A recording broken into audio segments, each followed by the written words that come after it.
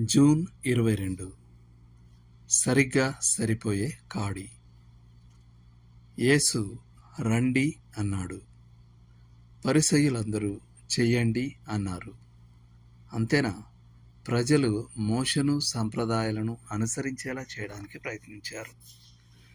కానీ నిజమైన రక్షణ యేసుక్రీస్తు అనే వ్యక్తిలో మాత్రమే దొరుకుతుంది. ఆయన వద్దకు రావడం అంటే ఆయనలో నమ్మిక ఉంచడం. ఈ ఆహ్వానం భారాలచే కృంగి బొత్తిగా అలసిన వారందరికీ అందుబాటులో ఉంది. పరిసయ్యుల ధర్మశాస్త్ర పరాయణత్వం అనే కాడి క్రింద ప్రజలు సరిగ్గా అదే అనుభవించారు. స్వీకరించండి. ఇది ఓ లోతైన అనుభవం. మనం విశ్వాసంతో క్రీస్తునొద్దకు వచ్చినప్పుడు ఆయన మనకు విశ్రాంతినిస్తాడు. మనం ఆయన కాడిని స్వీకరించి నేర్చుకున్నప్పుడు మనకు విశ్రాంతి దొరుకుతుంది. అది అప్పగించుకోవడం మరియు లోబడడంలోని మరింత లోతైన విశ్రాంతి. మొదటిది దేవునితో సమాధానం, రెండవది దేవుని సమాధానం.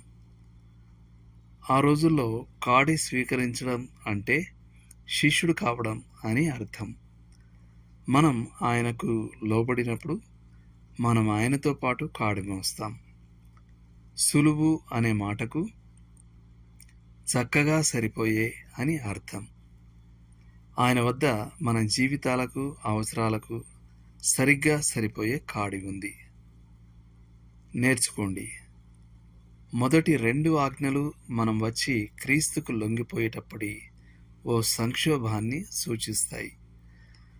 కానీ ఈ అడుగు పడేది ఓ ప్రక్రియలోకి. మనం ఆయనను మరెక్కువగా తెలుసుకునే కొద్దీ మనం ఆయనను మరెక్కువగా నమ్ముతాం గనుక మనకు మరింత లోతైన సమాధానం లభిస్తుంది. క్రీస్తు మూర్తిమత్వం చుట్టూ జీవితం సరళంగా ఏకీకృతంగా ఉంటుంది. నేటి వచనం. ప్రయాసపడి భారం మోసుకొనుచున్న సమస్త జనులారా, నా యొద్దకు రండి, నేను మీకు విశ్రాంతి కలగజేతును.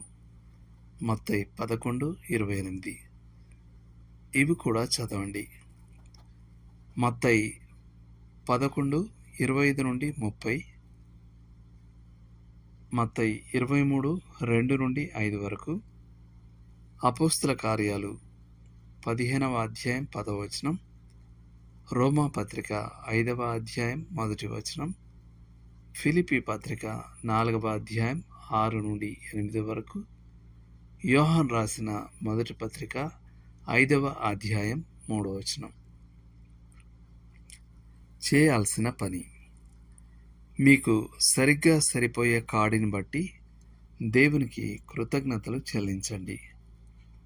తర్వాత మీకు సరిగ్గా ఇప్పుడే చాలా కష్టతరంగా ఉన్న విషయాల జాబితా రాయండి.